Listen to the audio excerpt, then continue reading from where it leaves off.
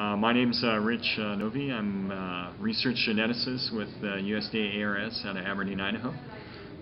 Just going to talk about some of the newer potato variety releases.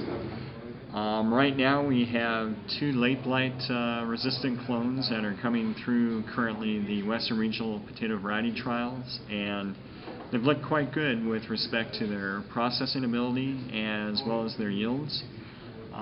These have very high levels of late blight resistance, which can help in reducing fungicide inputs, and the benefit to growers would be reduced costs for the growing of those varieties potentially, and then also from the standpoint of environmental as well, with reductions in pesticide use.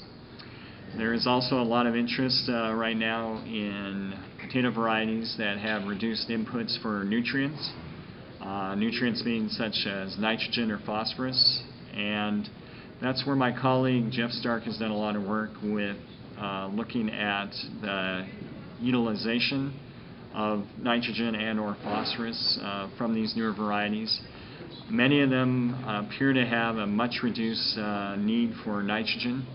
As an example, this is one with Premier Russet, and this is one variety that has reduced need for nitrogen relative to Russet Burbank. This one also, fortuitously, has a reduced need for phosphorus as well.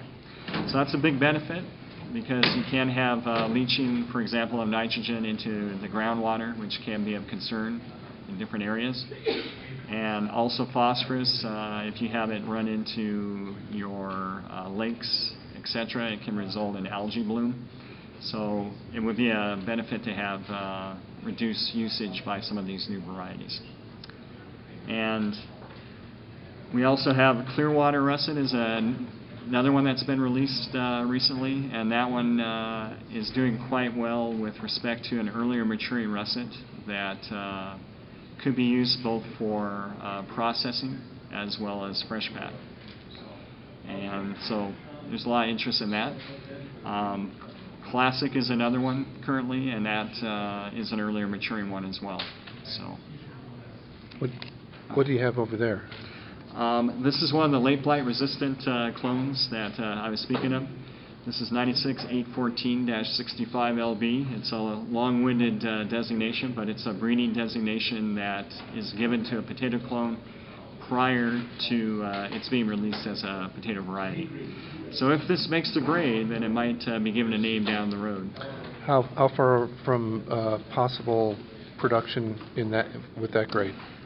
With this one, it's in its first year. As of last year, it will have its second year of trialing. If it looks good, probably about another 2 or 3 years from now, it could be released as a variety.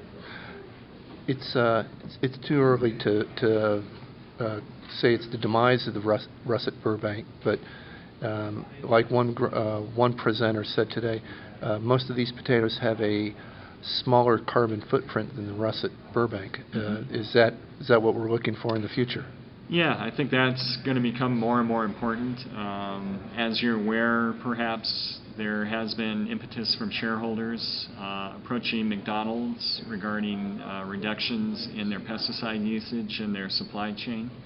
So that, I think, has given some impetus maybe for some of these quick service retailers to look more closely at some of these newer varieties that potentially could help in having a smaller carbon footprint. So it's more the desire is there, but until the QSRs get on board. Yeah, that's a big part of it. We need to get their involvement and to spell out to them what the benefit is for the adoption of these newer, lower input type varieties. And I think if we can show them and get to meet with them, which it sounds like we will in the future, I think we have a good case. There's many good varieties out there, not just in our program at Aberdeen, but on a national level as well.